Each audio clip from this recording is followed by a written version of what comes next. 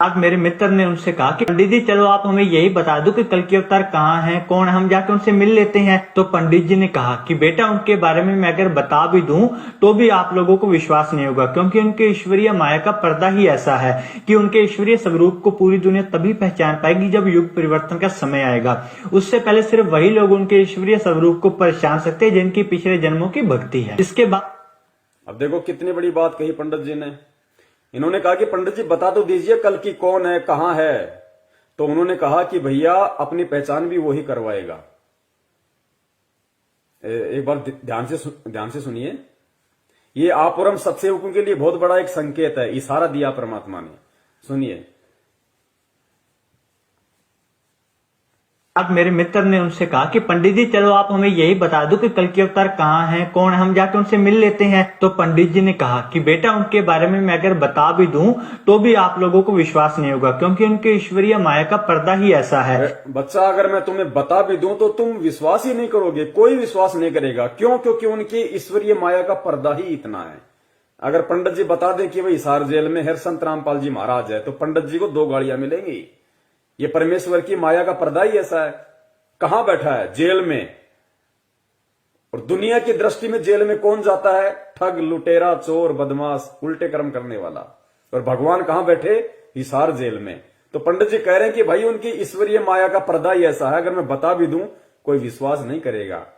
क्यों विश्वास नहीं करेगा? क्योंकि परमेश्वर कहां बैठे हैं। पुण्यात्माओं, किस पे बात फिट हो रही है? और फिर पंडित जी ने कहा कि उनको केवल वही लोग जान पाएंगे। कौन लोग जान पाएंगे? सत्सेवक। सुनना ध्यान से। मेरे मित्र ने उनसे कहा कि पंडित जी चलो आप हमें यही बता दो कि कल के अवतार कहाँ हैं, कौन, हम जाके उनसे मिल लेते हैं। तो पंडित जी ने कहा कि बेटा उनके बारे में मैं अगर बता भी दूं तो भी आप लोगों को विश्वास नहीं होगा, क्योंकि उनके ईश्वरीय माया का पर्दा ही ऐसा है कि उनके ईश्वरीय स्वरूप को पूरी दुनिया तभी पहचान पाएगी जब युग परिवर्तन का समय आएगा। उससे पहले सिर्फ वही लोग उनके ईश्वरीय स्वरूप को पहचान सकते हैं जिनकी पिछले जन्मों की भक्ति है। इससे पहले उनके ईश्वरीय स्वरूप को केवल वही लोग पहचान सकते हैं जिनके पिछले जन्म की भक्ति है। तो पुण्यात्मा, ये सौभाग्य आप और हम सत्सेवकों का है जो हम परमेश्वर को पहचान पा रहे हैं हमारी पिछले जन्म की भक्ति के प्रभाव से, वर्तमान में गुरुदेव के आशीर्वाद से ईश्वरीय स्वरूप को। बाकी तो सब कह रहे हैं कि हमारे गुरुजी भगवान है, हमारे गुरुजी परमात्मा है, संत रामपाल जी परमात्मा है, लेकिन जब समय आता है तो उनका जन्मदिन मना देते हैं, उनका बोध दिवस मना देते हैं। लेकिन यहां क्या बात कही है कि उनके ईश्वरीय स्वरूप को केवल वही कुछ लोग पहचान सकते हैं जिनके पिछले जन्म की भक्ति है। तो पुण्यात्माओं, परमेश्वर को परमेश्वर मान के प्रकट दिवस किसने मनाया? परमेश्वर को परमेश्वर मान के बोध दिवस किसने नहीं मनाया? सत्सेवक। पुण्यात्माओं, बहुत असीम रजा है। एक समय ऐसा आएगा कि हम लोग पागल हो जाएंगे कि परमात्मा हम इस लायक थे तो नहीं, आपने बना कैसे दिया मालिक। तो भी आप लोगों को विश्वास नहीं होगा, क्योंकि उनके ईश्वरीय माया का पर्दा ही ऐसा है कि उनके ईश्वरीय स्वरूप को पूरी दुनिया तभी पहचान पाएगी जब युग परिवर्तन का समय आएगा। उससे पहले सिर्फ वही लोग उनके ईश्वरीय स्वरूप को। युग परिवर्तन जब दुनिया को ठोकर लगेगी, त्राई त्राई मचेगी, सब पहचानेंगे। लेकिन वो पहचानना कोई पहचानना नहीं है, क्योंकि मजबूरी में तो गधे को भी बाप बना लिया जाता है। वो पहचानना नहीं है। जब आदमी दुखी होता है और जिसके विषय में कहा करता था कि इसकी तो मैं शकल भी देखना पसंद नहीं करता, और जब आपत्ति परेशानी आती है, पता है कि 50,000 रुपए वहीं से मिल सकते हैं, तो उसको जाके बाप बना लेगा। तो वे तो विनाश के टाइम में तो हर आदमी अपनी सुरक्षा चाहेगा, अपनी रक्षा चाहेगा, गधे को भी बाप बना लेगा। संत रामपाल जी क्या कोई कहेगा कि वो फला फला व्यक्ति है, वो है, वहां जा, लाभ हो जाएगा, सुरक्षा होगी, वहां दौड़ के चला जाएगा। वो पहचानना कोई पहचानना नहीं है। पहचानना आज है, ज्ञान को आधार बना के समय रहते, ताकि आने वाले विनाशकारी समय में हमें उन परिस्थितियों का सामना ही ना करना पड़े। और किस प्रकार उस आने वाले विनाशकारी समय में परमात्मा अपनी प्यारी आत्माओं की रक्षा करेगा। जहां दुनिया आग में जल रही होगी, वहां परमात्मा अपने बच्चों को कैसे पलकों पर रखेंगे, आगे देखना आप वीडियो में। हाँ है, कौन, हम जाके उनसे मिल लेते हैं। तो पंडित जी ने कहा कि बेटा उनके बारे में मैं अगर बता भी दूं तो भी आप लोगों को विश्वास नहीं होगा, क्योंकि उनके ईश्वरीय माया का पर्दा ही ऐसा है कि उनके ईश्वरीय स्वरूप को पूरी दुनिया तभी पहचान पाएगी जब युग परिवर्तन का समय आएगा। उससे पहले सिर्फ वही लोग उनके ईश्वरीय स्वरूप को पहचान सकते हैं जिनकी पिछले जन्मों की भक्ति है। इसके बाद मेरे मित्र ने पंडित जी से कहा कि पंडित जी कुछ तो बताइए उनके बारे में। इस प्रकार से हम कैसे आपकी बातों पर यकीन कर सके, क्योंकि सभी यही बोल रहे कि अवतार आएगा, कोई कुछ बता ही नहीं रहा। ऐसे हम कैसे यकीन करें आपकी बातों पर। मेरा मित्र का मैं तो पंडित जी के पीछे ही पड़ गया। तो बहुत ज्यादा रिक्वेस्ट करने के बाद पंडित जी ने कुछ और भी बहुत सारी बातें कल के अवतार के बारे में बताई। और जब पंडित जी से इसके बारे में और ज्यादा चर्चा करी गई तो उन्होंने बताया कि जल्द ही एक नए युग का आगमन होने वाला है। और इन्होंने कहा कि हर बार नए युग का आगमन पूर्णतः विध्वंस से ही होता है। जब इनसे पूछा गया कि किस जल्द ही नए युग का आरंभ होने वाला है, कलयुग में सतयुग का। और पुण्यात्माओं, ये सर्वविदित है, ये सत्य है। जब भी नए युग का आगमन होता है तो त्राही त्राही मस्ती है, त्राही त्राही मस्ती है, भयंकर विनाश होता है। बताया कि जल्द ही एक नए युग का आगमन होने वाला है। और इन्होंने कहा कि हर बार नए युग का आगमन पूर्णतः विध्वंस से ही होता है। जब इनसे पूछा गया कि किस प्रकार का विध्वंस होगा तो इन्होंने बताया कि जिस प्रकार से चक्की चलती है तो उसके जितने भी दाने होते हैं वो सारे पिस जाते हैं, परंतु जो दाने उस धुड़ी उस डंडे के साथ लगकर रह जाते हैं वो दाने नहीं पिसते, वो ज्यों के त्यों बच जाते हैं। इन्होंने कहा कि इसी प्रकार की चीजें आगे युग में होने वाली है। जो लोग भगवान के साथ जुड़े होंगे, अच्छाई के साथ धर्म के रास्ते पर चल रहे होंगे, सिर्फ वही बचे। तो पंडित जी ने कहा कि भाई आने वाले समय में युग परिवर्तन होगा और युग परिवर्तन में भयंकर विनाश होगा। और उस युग परिवर्तन में वही लोग बचे रह सकते हैं जो लोग धर्म के रास्ते पे चल रहे होंगे, जो लोग उस अवतार के संपर्क में होंगे। और फिर पंडित जी ने उदाहरण दिया चक्की का, कि जैसे चक्की के अंदर हम दाने डाल देते हैं और उन दो पार्टों के बीच में पूरे दाने पिस के आटा हो जाता है, लेकिन वही दाने बच पाते हैं जो दाने उस चक्की का चलाने का जो होता है उसके साथ में जो कुछ दाने होते हैं वही दाने बच पाते हैं, बाकी सबका आटा बन जाता है। यानी विनाश के समय में केवल वही व्यक्ति बचेगा, उसी व्यक्ति का बचाव होगा जो व्यक्ति परमपिता परमेश्वर सतगुरु रामपाल जी महाराज जी की शरण में मर्यादाओं के साथ उन्हें परमात्मा मानते हुए जुड़ा होगा। वही व्यक्ति उस विनाशकारी समय में बचेगा। और कोई भी संगत वाला ये ना सोचे कि भाई हम तो गुरु जी के भगत हैं, गुरु जी की शरण में हैं, जो जन्मदिन भी मना रहे हैं, बौद्ध दिवस भी मना रहे हैं कि हमारी गुरु जी रक्षा कर लेंगे। गुरु जी ने एग्जाम्पल दे दिया। महाराष्ट्र से 2 गाड़ियां भर के आ रही थी, राजस्थान के नागौर में एक्सीडेंट हुआ, 13 भक्तों की दर्दनाक अकाल मौत हुई है विनाश के समय से पहले। ये संकेत है परमात्मा का, ऐसे नहीं बचाऊंगा। बचाव उसी का होगा जो परमात्मा को परमात्मा मानेगा, मर्यादा में रहेगा, भक्ति करेगा। ड्रामे करने वालों को, राजनीति करने वालों को, आरक्षणबाजी करने वालों को, गुंडों की सीबीआई जांच करने वालों को, कुपात्रों को ज्योति पाठ दान का पैसा देने वालों को, कुपात्रों के हाथों जो पाठ हो रहा है मुंडका, रोहतक, जिंद, भिवानी में, वहां जा जाके भीड़ इकट्ठा करना, उनको पैसा देना कुपात्रों को, उनका बचाव नहीं होगा। अगर बचाव करना होता तो महाराष्ट्र से 13 भगतों की जो अकाल मौत हुई थी राजस्थान के नागौर में बस एक्सीडेंट में, जो हिसार में गुरुजी के दर्शन करने जा रहे थे, वो भी भगवान के लिए जा रहे थे लेकिन मर्यादाओं से दूर थे, क्योंकि हिसार जाना गुरुजी का आदेश नहीं, धक्के खाना भटकना। परमात्मा ने मंत्र दे दिया, भक्ति आरती सत्संग दे दिया, घर बैठ के भक्ति करनी है जब तक परमेश्वर नहीं आ जाते। धक्के खाने वालों को भगवान नहीं बचाएगा।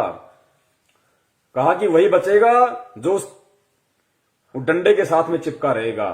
और कबीर परमेश्वर की वाणी बताई, खुद कबीर परमेश्वर ने संत रामपाल जी महाराज जी के रूप में आके क्या बताई कि चलती चाकी देख के दिया कबीरा रोई, और 2 पाटन के बीच में साबुत बचा न कोई। और फिर गुरुजी ने क्या बताया कि कौन बचेगा, तो गुरुजी ने बताया कि चलती चक्की देख के दिया कबीरा रोए, 2 पाटन के बीच में साबुत बचा न कोई, और जो कीले से लागा रहे वाका बाल न बाका होए।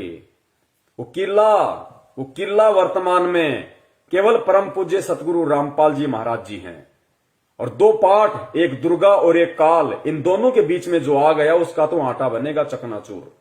और किले से लागा रहे ताका बाल ना बाका होए, ताका नाश ना होई। वो किला वर्तमान में पूरी पृथ्वी पे अगर कोई है जिसके संपर्क में रह के अगर कोई सुरक्षित रह सकता है, कोई विनाश के समय में बच सकता है, वो किला केवल परम पूज्य सतगुरु रामपाल जी महाराज जी हैं। वो कल्कि, वो अवतार, वो महापुरुष, वो तारणहार, वो मुक्तिदाता, वो जगत गुरु, वो सायरन केवल परम पूज्य सतगुरु रामपाल जी महाराज जी है वो किला।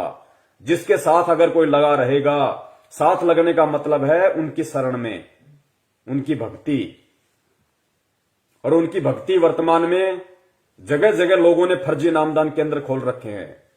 उन्हीं के परिवार वालों ने, उन्हीं के भाई बंधुओं ने, रिश्तेदारों ने, कोऑर्डिनेटरों ने, सारे के सारे उन ठग लोगों ने, क्योंकि वो उस तारणहार को तारणहार नहीं मान पाए, उस परमात्मा को परमात्मा नहीं मान पाए और धार्मिक धंधा सेट कर लिया। उनके फर्जी नामदान केंद्रों से नाम दीक्षा लेने वालों का बचाव नहीं होगा, वो उनकी शरण नहीं मानी जाएगी। उस परमपिता परमेश्वर की शरण जब तक वो हिसार जेल से बाहर नहीं आ जाते, और अगर उस विनाश के समय के बाद आएंगे, उससे पहले नहीं आएंगे, ध्यान रखना। जब त्राही त्राही मचेगी उसके बाद आएंगे, उससे पहले नहीं आएंगे। क्योंकि परमेश्वर ने अपना वचन सिद्ध करना है कि पूरी पृथ्वी मेरा नाम लेगी, घर घर में बोध विचारा होगा। तो घर घर में बोध विचारा होगा जब संख्या कम होगी, ज्यादातर संख्या का विनाश हो लेगा, देशों के देश भिड़ेंगे, गृह युद्ध होंगे, तांडव मचेगा, आदमी आदमी को काटेगा। अभी आगे देखना, छोटा सा वीडियो बता, ज्यादा लंबा नहीं है। उस भविष्यवाणी में क्या बताया गया है जय गुरुदेव के द्वारा कि उस समय क्या होगा, कैसे तांडव मचेगा। आदमी सोचेगा कोई आदमी दिख जाए तो उसको काट के खा जाऊं, अन्न का दाना नहीं बचेगा, अन्न का दाना। और उस विकट परिस्थिति में गुरुजी कैसे आप और हमारी रक्षा करेंगे वो भी आप देखना, किस विधि से करेंगे। हमें भूखा नहीं मरने देंगे परमात्मा, किस विधि से और किनकी करेंगे वो भी आप देखना आगे वीडियो में। तो वो किला एकमात्र परम पूज्य सतगुरु रामपाल जी महाराज जी हैं। और जो व्यक्ति ये वीडियो देख रहे हों और अपना बचाव चाहते हो समय रहते, तो उन फर्जी नामदान केंद्रों पे जाके नाम दीक्षा मत लेना भैया, उल्टे मरोगे, उल्टे फंसोगे। सीधा सा उपाय है, सत्संग सुनो पहले। यूट्यूब पे किसी भगत से मेमोरी कार्ड लेके, जो आपके संपर्क में आ जाए, कोई पुस्तक पढ़ के संत रामपाल जी महाराज जी के पहले सत्संग सुनो।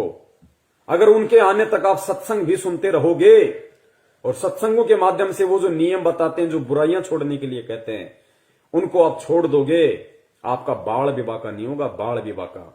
और अगर उनको परमात्मा मान के, सत्संग सुन के, ज्ञान को आधार बना के कि धरती पे अगर कोई संत है तो केवल यही है, भगवान अगर कोई धरती पे है तो संत रामपाल जी महाराज। अगर इतना विश्वास आपको हो जाए, उसके बाद में किसी भी सत्सेवक भाई बहन से संपर्क कर लेना। उसके बाद में अपने घर में परमात्मा की 3 समय की आरती करो, घर में देसी घी का खड़ी बत्ती वाला दीपक जलाओ, परमेश्वर को दंडवत करो, सत्संग सुनो, परमात्मा का शब्द सुनो। बाल बाका नहीं होने देगा परमात्मा, बाल बाका नहीं होने देगा, और कोई तरीका नहीं है। प्रकार की चीजें आगे युग में होने वाली है। जो लोग भगवान के साथ जुड़े होंगे, अच्छाई के साथ धर्म के रास्ते पर चल रहे होंगे, सिर्फ वही बचे। अब देखिए लास्ट पार्ट है ये, उसके बाद में हम परमपिता परमेश्वर जी की दया से थोड़ा आराम करेंगे फिर। तो ये लास्ट है कि वो विनाश का समय होगा, कैसा होगा, कैसा उसमें तांडव मचेगा, किस प्रकार से लोग त्राही त्राहीमान हो जाएंगे, कैसी कैसी विकट परिस्थितियां पैदा होंगी। आप देखना आप इन चीजों को।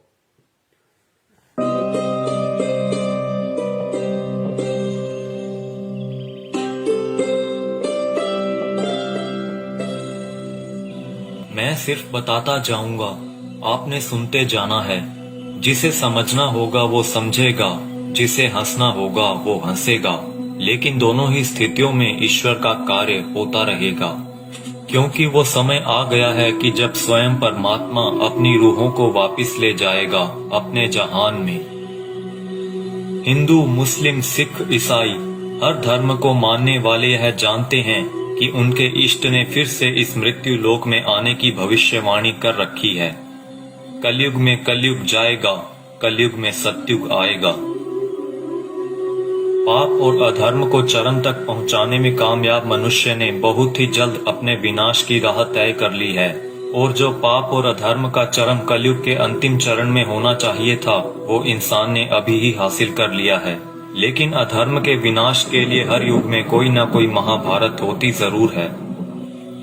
जब परिवर्तन होना होता है उस बीच संधि काल होता है, और संधि काल में ईश्वर प्रकट होते हैं और पाप और अधर्म का विनाश कर डालते हैं। देखो ये जगत वाले ये कह रहे हैं जब संधि काल का समय होता है, जब युग परिवर्तन होता है, तो परमात्मा खुद प्रकट होते हैं, खुद प्रकट। सुनो इन बातों को। भारत होती जरूर है। जब परिवर्तन होना होता है उस बीच संधि काल होता है और संधि काल में ईश्वर प्रकट होते हैं और पाप और अधर्म का विनाश कर डालते हैं।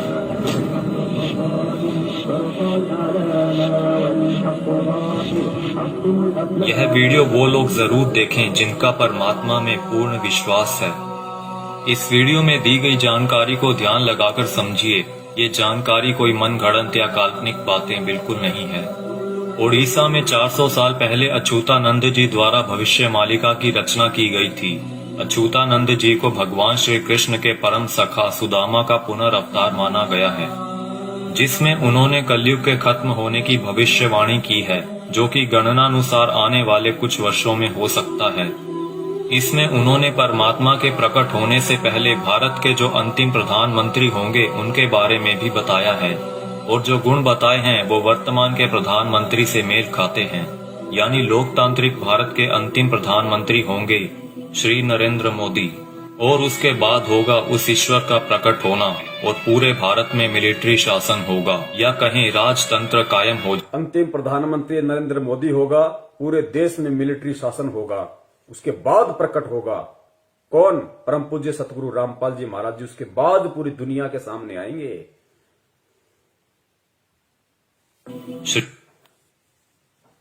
इसमें उन्होंने परमात्मा के प्रकट होने से पहले भारत के जो अंतिम प्रधानमंत्री होंगे उनके बारे में भी बताया है, और जो गुण बताए हैं वो वर्तमान के प्रधानमंत्री से मेल खाते हैं। यानी लोकतांत्रिक भारत के अंतिम प्रधानमंत्री होंगे श्री नरेंद्र मोदी, और उसके बाद होगा उस ईश्वर का प्रकट होना और पूरे भारत में मिलिट्री शासन होगा, या कहीं राजतंत्र कायम हो जाएगा और पूरे विश्व में सनातन धर्म की पुनर्स्थापना होगी। हम बहुत ही भाग्यशाली हैं जो इस समय में जी रहे हैं जब इतिहास लिखा जाएगा और हमें उस दिव्य पुरुष परमात्मा को साक्षात देखने का मौका भी मिल सकता है। पद्म पुराण के छठे खंड में 71वें सेट पर श्लोक नंबर 279 से 282 में बताया गया है कि वो दुष्टों का विनाश करेंगे, पृथ्वी की हुई दुर्गति को ठीक करेंगे, अपनी सेना द्वारा ईश्वरीय नियमों को स्थापित करेंगे। वो पूरी दुनिया के एकमात्र शासक होंगे जिन पर किसी का नियंत्रण नहीं होगा, यानी कि वो सबसे ऊपर होंगे।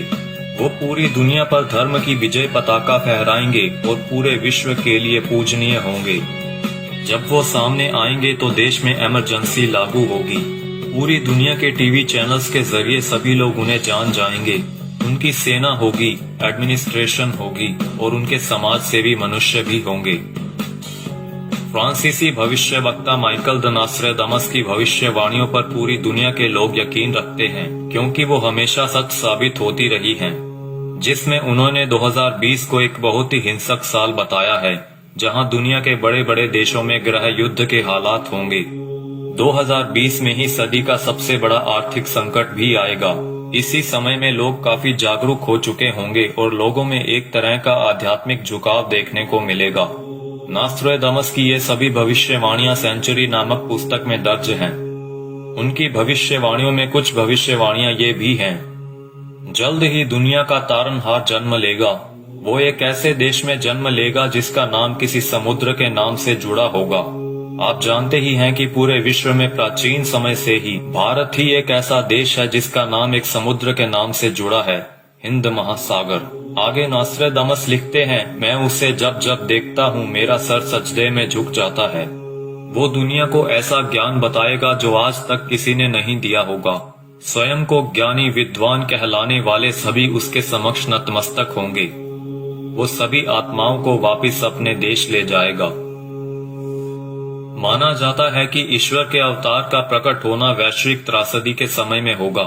आज चारों ओर डर और हिंसा का माहौल है। तरह तरह की आपदाएं नित प्रतिदिन आती रहती हैं और आने वाला समय भी पता नहीं क्या लेकर आ रहा है।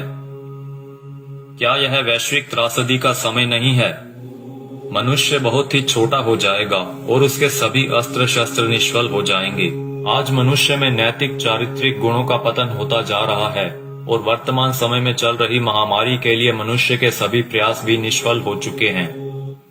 कई सौ वर्ष पहले हुए संत सूरदास और संत रविदास जी ने भी उस अवतार के लिए भविष्यवाणियां कर रखी हैं, जिनके ऊपर हमने अलग से वीडियो बना रखी है।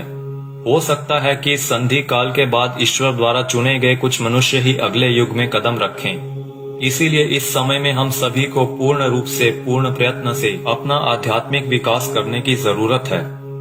लेकिन अभी आपने मथुरा के संत तुलसीदास जी की भविष्यवाणियों के बारे में तो सुना ही नहीं, जिन्होंने सन 1971 से लेकर आगे के कई सालों तक अपनी शाकाहारी पत्रिका के माध्यम से आने वाले समय के लिए बहुत सारी भविष्यवाणियां कर लोगों को जागरूक किया है। सतयुग एक दिन में नहीं आता। ऐसा नहीं होगा कि आप सुबह उठेंगे और चारों तरफ देखेंगे कि सतयुग आ चुका है। युग परिवर्तन का एक लंबा काल खंड होता है। युग परिवर्तन की बेला का एक बहुत बड़ा संक्रमण काल होता है।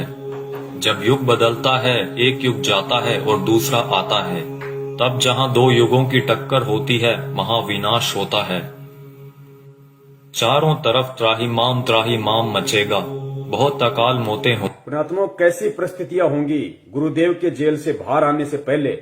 ये बाहर आने से पहले की बातें हो रही है सारी। गुरुदेव के जेल से बाहर आने से पहले कैसी परिस्थितियां होंगी, कैसा भयंकर विनाशकारी समय होगा, और विनाशकारी समय में कौन बचेगा, किस प्रकार परमात्मा उसको बचाएंगे, सुनना ध्यान से।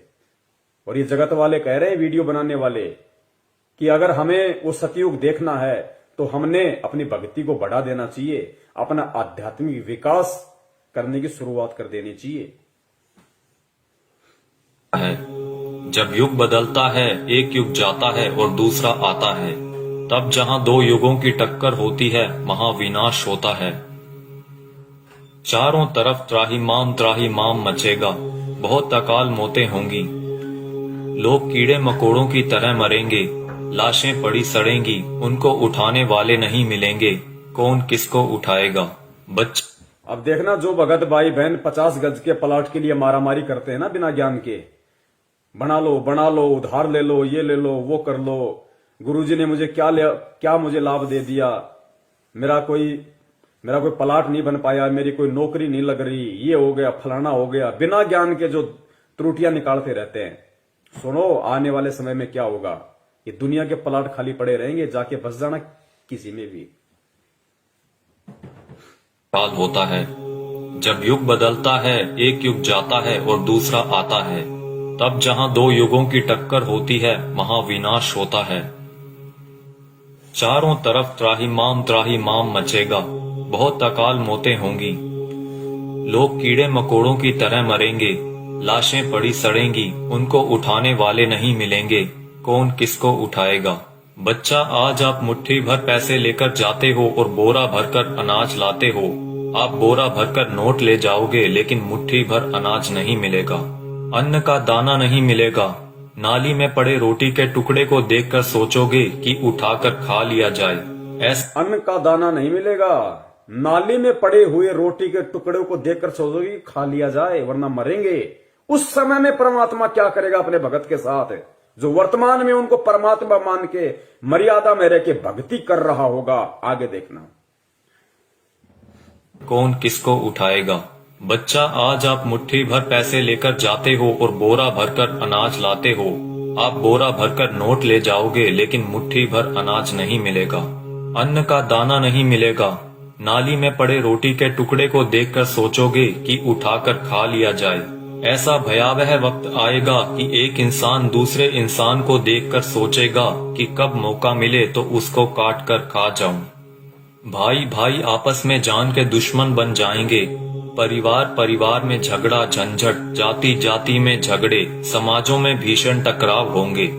मुल्क जाति में झगड़े, समाज में भीषण टकराव। दास ने बहुत समय पहले परमात्मा की दी हुई बुद्धि से एक पंपलेट बनाया था कि ये जो हिंदुस्तान में जो ये जगह जगह जो ये संगठन पैदा हो रहे हैं, हिंदू सेना, हिंदू युवा वाहिनी, राजपूत करणी सेना, भीम सेना, शिव सेना, बजरंग दल, ये बारूद के बम हैं, ये फटेंगे आने वाले समय में। आपस में ये जो कह रहे हैं ना कि जाति जाति की दुश्मन हो जाएगी, समाज एक दूसरे के दुश्मन हो जाएंगे, ये बारूद के बम हैं जो तैयार हो रहे हैं। सरेआम तलवारें और बंदूकें लहराते हैं कि हमारा भगवा, हमारा ये, हमारा वो। ये देखना, ये त्राई मान मचेगा, गृह युद्ध। का मिले तो उसको काट कर खा जाऊं। भाई भाई आपस में जान के दुश्मन बन जाएंगे। परिवार परिवार में झगड़ा झंझट, जाति जाति में झगड़े, समाजों में भीषण टकराव होंगे, मुल्क मुल्क आपस में टकरा जाएंगे, बहुत जनहानि होगी। इतने लोग मारे जाएंगे कि 15-15 कोस पर दिए जलते दिखाई देंगे। दूर दूर तक मकान खाली पड़े रहेंगे, उनमें रहने वाला कोई नहीं मिलेगा। जो बच जाएंगे और कहीं से कोई भटकता हुआ आ जाएगा तो कहेगा कि आप यहीं रह जाइए, साथ हो जाएगा। कई छोटे बड़े देश दुनिया के नक्शे से इस तरह गायब हो जाएंगे जैसे वो कभी थे ही नहीं। अभी आपने क्या देखा है? सूखा, अकाल, भूखमरी, बीमारियां, कोलाहल, कोहराम, बाढ़, महामारी। अभी आपने कुछ नहीं देखा, वो आगे आ रहा है। उसके एक वार से 200-200 गांव खत्म हो जाएंगे, बड़े बड़े शहरों का नामो निशान तक मिट जाएगा। ऐसी ऐसी बीमारियां आएंगे कि डॉक्टर जिनका नाम तक नहीं जानते, वो कहेंगे हमने ऐसा पहले कभी नहीं देखा। ऐसी भयावह बीमारियां होंगी कि डॉक्टर अस्पताल से भाग खड़े होंगे, कहेंगे हमारे पास इसका कोई इलाज नहीं है। आप समझते हो सतयुग ऐसे ही चुपचाप चला आएगा? भयावह विनाश लीला के बाद जो मुट्ठी भर लोग बचे रहेंगे वो सतयुग का नया सूरज उगता हुआ देखेंगे। भयंकर विनाश के बाद में जो मुट्ठी भर लोग बचेंगे वो सतयुग का नया युग देखेंगे। वो पुण्यात्माएं होंगी जो भक्ति करेंगी, जो गुरु जी के चरणों में लगी रहेंगी, जो किसी भी पाखंडी नकली गुरु धर्म गुरु के कहने पे उनकी वाणियों का उल्टा सीधा अर्थ बता बता के पाखंडी जैसे वो मदन पंथ में कौन है वो नालायक, ऐसे लोगों के कहने से, उनके बहकाव में आने से जो अपने गुरु के प्रति अपनी श्रद्धा को खत्म कर देंगे, विश्वास को खत्म कर देंगे, शक और शंका की दृष्टि से अपने गुरु को देखने लगेंगे, भक्ति और ज्ञान को देखने लगेंगे, वो आने वाले सतयुग का स्वागत नहीं करेंगे, वो नहीं बचेंगे उस समय तक। का नाम तक नहीं जानते, वो कहेंगे हमने ऐसा पहले कभी नहीं देखा। ऐसी भयावह बीमारियां होंगी कि डॉक्टर अस्पताल से भाग खड़े होंगे, कहेंगे हमारे पास इसका कोई इलाज नहीं है। आप समझते हो सतयुग ऐसे ही चुपचाप चला आएगा? भयावह विनाश लीला के बाद जो मुट्ठी भर लोग बचे रहेंगे वो सतयुग का नया सूरज उगता हुआ देखेंगे और सतयुग की अगवानी के साक्षी बनेंगे। मुझे जो करना था मैंने अपना काम कर दिया है, अब कुदरत अपना काम करेगी। आने वाले समय में यूएनओ भारत में चलेगी, सुरक्षा परिषद भारत में आएगी, विश्व का न्याय भारत में होगा, देश और दुनिया का तख्ता पलट होगा, छोटे छोटे राष्ट्रों का भारत में विलय होगा, देश में प्राकृतिक और दैवीय प्रकोपों से भारी जनहानि होगी, 20 करोड़ लोग एक झटके में लापता हो जाएंगे, आबादी बहुत ही कम रह जाएगी। भारत की बहुत कम आबादी होने पर भी भरपेट खाना नहीं मिलेगा। इतने कष्ट आएंगे कि लोगों की कचूमर निकल। भारत की बहुत कम आबादी बचेगी, कहते हैं उसके बाद भी भरपेट खाने के लिए भोजन नहीं बचेगा लोगों के पास में। ही कम रह जाएगी।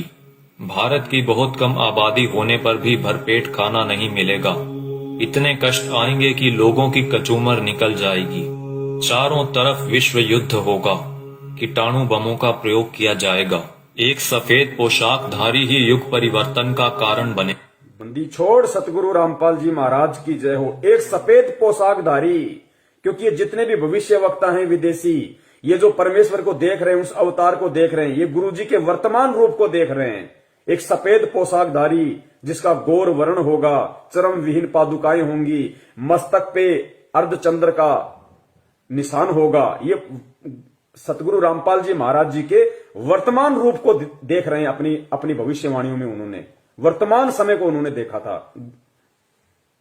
एक सफेद पोशाकधारी ही युग परिवर्तन का कारण बनेगा।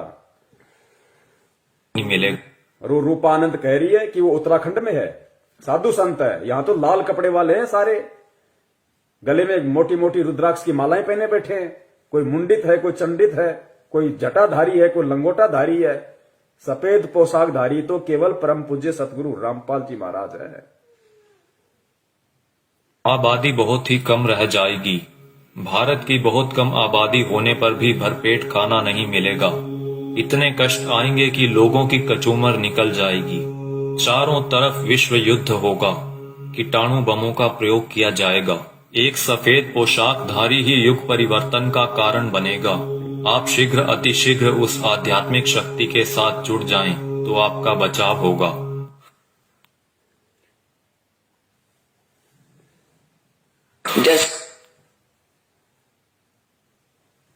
तो पुण्यात्माओं, सुना आपने किस तरीके का तांडव अभी मचना बाकी है और उस तांडव में किस प्रकार से विकट परिस्थितियां देश और दुनिया के सामने पैदा होंगी और उन विकट परिस्थितियों में कौन और किस तरह के व्यक्ति ही बच पाएंगे। ये भविष्य वक्ता हैं, ये जय गुरुदेव जी हैं। अगर इनकी भविष्यवाणियां सच ना हो तो गुरुदेव कभी भी इनकी भविष्यवाणी का जिक्र नहीं करते। ये सत्य हैं, ये होके रहेगा, क्योंकि दुनिया ने ज्ञान से भगवान को नहीं पहचाना। अब दुनिया को ठोकर लगेंगी तो दुनिया भगवान को पहचानेगी। भारत की बहुत कम आबादी रह जाएगी, उसके बाद भी भरपेट भोजन नहीं मिलेगा।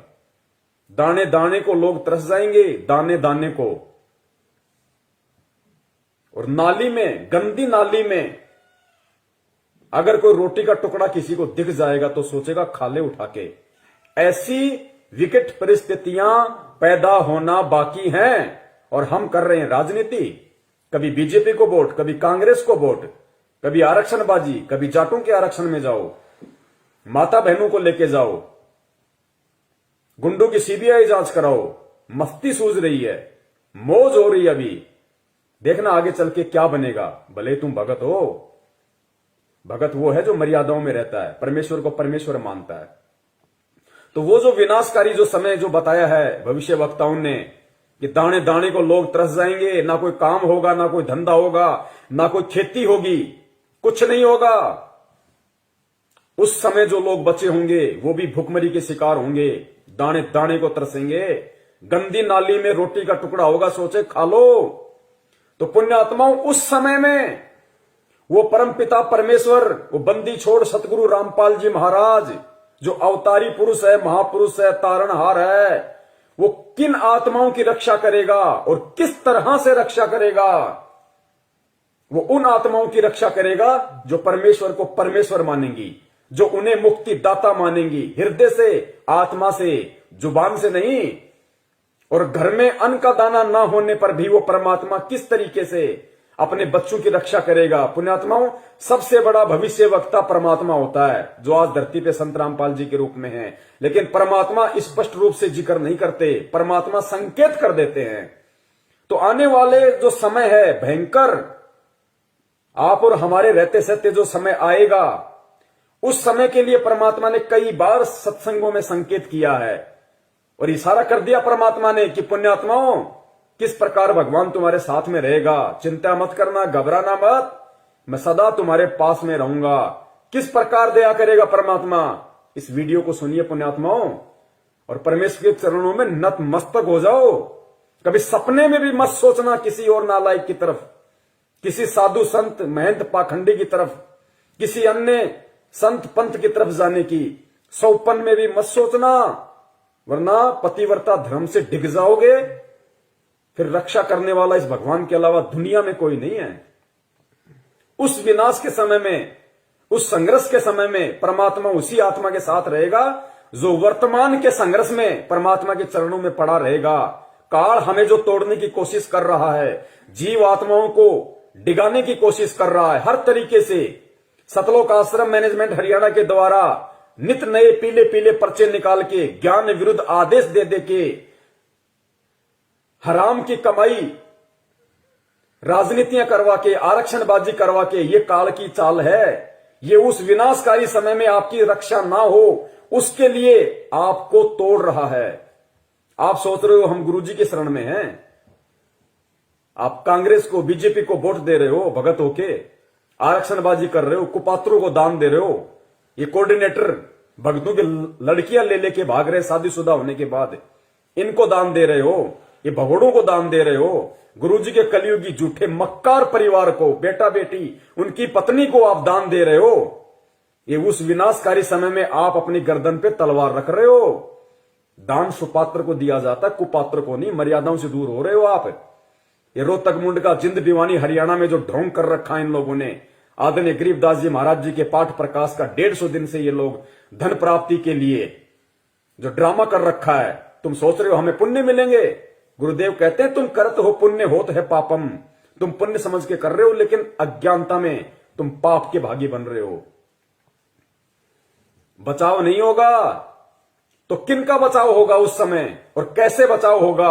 बचाव उनका जो मर्यादाओं में रह के परमेश्वर को परमेश्वर मान के भक्ति करेंगे, जो उनका जन्मदिन नहीं मनाएंगे, उनका बौद्ध दिवस नहीं मनाएंगे, उनके नाम पे किसी भी राजनीतिक दल के चमचे बन के नहीं रह जाएंगे। उनकी परमात्मा रक्षा करेगा। जो वर्तमान के संघर्ष के समय को झेल लेगा। काल एक तरफ मैनेजमेंट के माध्यम से संगत को तोड़ने की पूरी कोशिश कर रहा है, दूसरी तरफ नकली संतों को, पाखंडियों को खड़ा कर रहा है, गुरुदेव के वचनों में, वाणियों में मीन में कर करके, और गुरुदेव से आत्माओं का विश्वास तोड़ने की कोशिश कर रहे हैं। परमेश्वर कहते हैं बीजक की बाता कहें बीजक नाही हाथ, पृथ्वी डुबोवन उतरे कर कर मीठी बात। उनके मीठे मीठे श्लोक सुन के, उनकी बातें सुन के हम सोचते हैं कि वहां मूल ज्ञान है, वहां पवित्र ज्ञान है, वहां ये है, वहां वो है। महीने 2 महीने जाते हो, फिर गधे की तरह मुंह लटका के वापस आते हो। भगवान से दूर हो गए, ना इधर के ना उधर के, धोबी के कुत्ते वाली हालत हो जाती है तुम्हारी। काल ऐसा करके छोड़ देता है। तो इस वर्तमान के संघर्ष के समय में जो संघर्षशील रहेगा, जो न टूटेगा, न डिगेगा, न झुकेगा, न मुड़ेगा, भगवान को सिर सौंप दिया तो सौंप दिया, उस आत्मा की परमात्मा फिर उस संघर्ष के समय रक्षा करेगा, जो आज उस परमात्मा के लिए संघर्ष कर रहा होगा। और किस प्रकार परमात्मा रक्षा करेगा? भक्तिहीन प्राणी और जो भगत आज मर्यादाओं में नहीं है, जो परमेश्वर को परमेश्वर नहीं मान रहे, उनकी स्थिति होगी उस समय कि गंदी नाली में अगर रोटी का टुकड़ा भी मिल जाए तो खाने को मजबूर होंगे।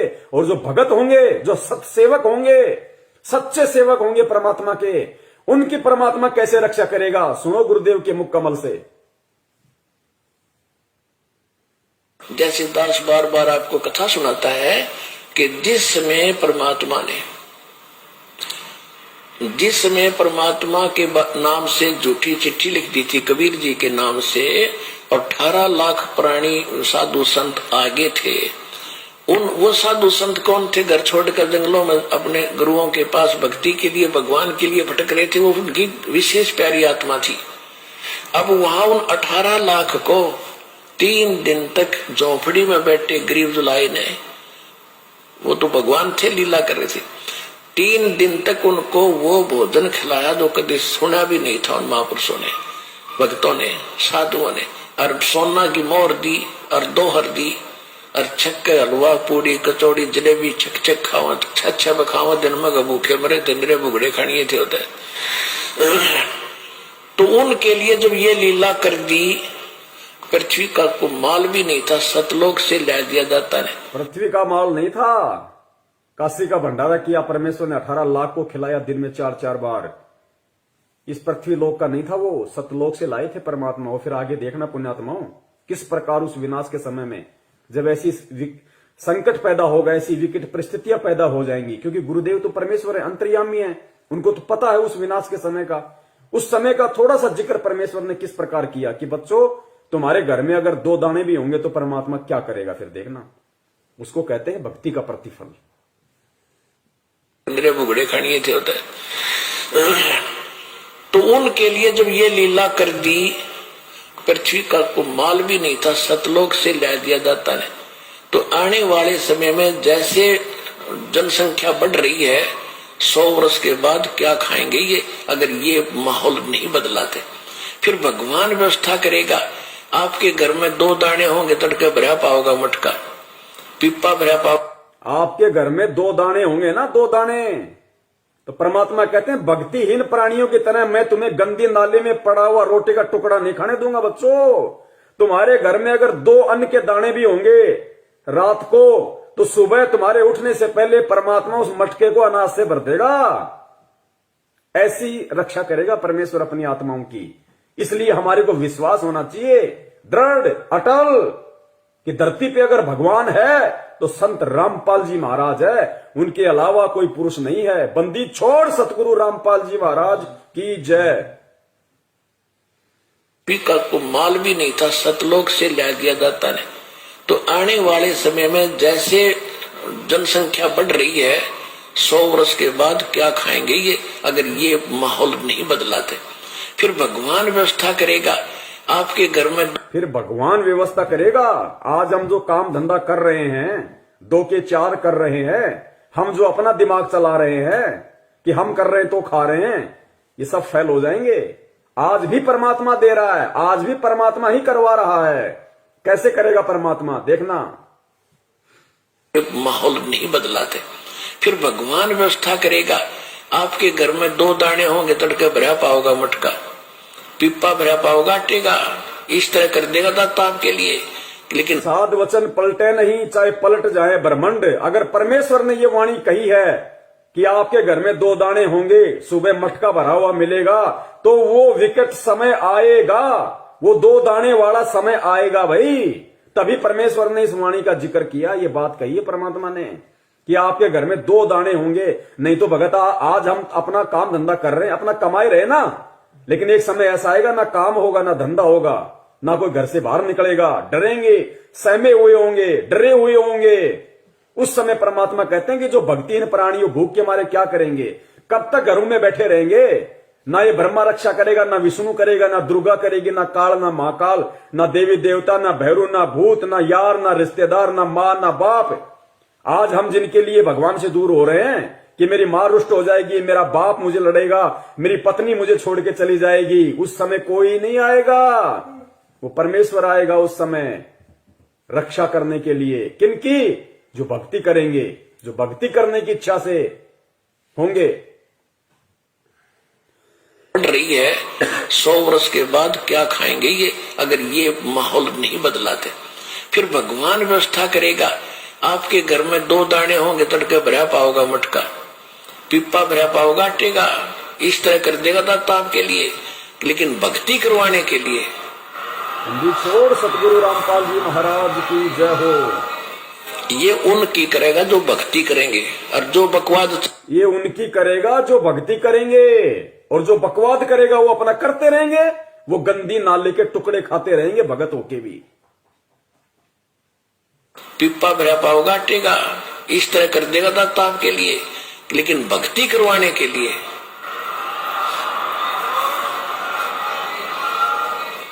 ये उनकी करेगा जो भक्ति करेंगे, और जो बकवाद चाहोगे वो अपना करते रहियो। ठीक है, जैसा भक्ति भजन करेंगे उनका लाभ मिल जाएगा, लेकिन वो उसमें से खड़ी रह जाएंगे।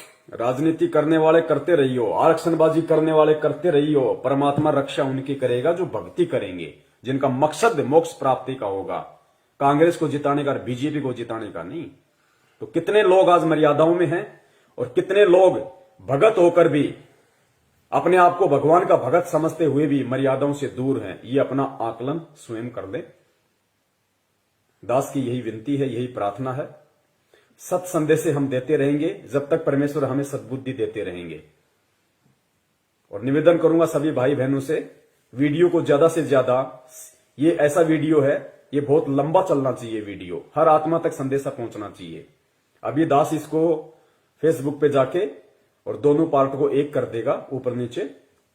उसके बाद में पुण्यात्माओं जितना हो सके वीडियो को शेयर करें, ताकि जिस प्रकार परमेश्वर ने आप और हमारे ऊपर दया करी है, उसी प्रकार परमात्मा हमारे अन्य भगत भाई बहनों पे भी दया करें, उनको भी परमेश्वर सद्बुद्धि दे, उनको भी समझ में आए, वो भी परमेश्वर को परमेश्वर माने। ठीक है, जो गलती उन्होंने परमात्मा का जन्मदिन मना के, बोध दिवस मना के कर दी है, अगली बार उनसे वो गलती ना हो, अगली बार उनसे वो गलतियां ना हो, वो भी आप और हमारी श्रेणी में आ जाएं, वो भी सत्सेवकों की श्रेणी में आए। तो हमें प्यार से, प्रेम से, बहुत ही आधीनी से परमपिता परमेश्वर जी के चरणों में बैठ के उनकी प्रेरणा से हमें ये सेवाएं करनी है, साथ में अपनी भक्ति भी करनी है, ताकि परमेश्वर भक्ति से ही प्रसन्न होंगे। सेवाओं का पुण्य अलग है। तो पुण्यात्माओं परमेश्वर दया करें, हम यही उनसे विनती करेंगे बारंबार उनके चरणों में दंडवत करते हुए कि परमात्मा साध संगति के लिए आप हम सत्सेवकों को लाइव शंका समाधान प्रोग्राम से जोड़े रखिए। आप इसी प्रकार हमारे सभी भाई बहनों का, हम एक दूसरे का इसी प्रकार भक्ति में विश्वास बनाए रखिए। हमारे अंदर वो दृढ़ता, वो विश्वास आप जी पैदा कीजिए, ताकि परमात्मा सपने में भी हम अपने पतिव्रता धर्म से दूर ना हो सकें। हम आपके चरण कमलों से परमात्मा सुई के नोक जितने भी दूर ना हो। और परमेश्वर यदि हमारा ऐसा कोई दुर्भाग्य हमारा ऐसा कोई कुसंस्कार यदि हमारी ही किसी मूर्खता और गलती के कारण आना भी हो, तो परमात्मा उसी समय हमारी जीवन लीला समाप्त कर देना और अगला जन्म परमात्मा उस समय देना जब आप हमारा मोक्ष कर सको, हमें सतलोक पहुंचा सको। बंदी छोड़ सतगुरु रामपाल जी महाराज की जय हो। सत साहेब।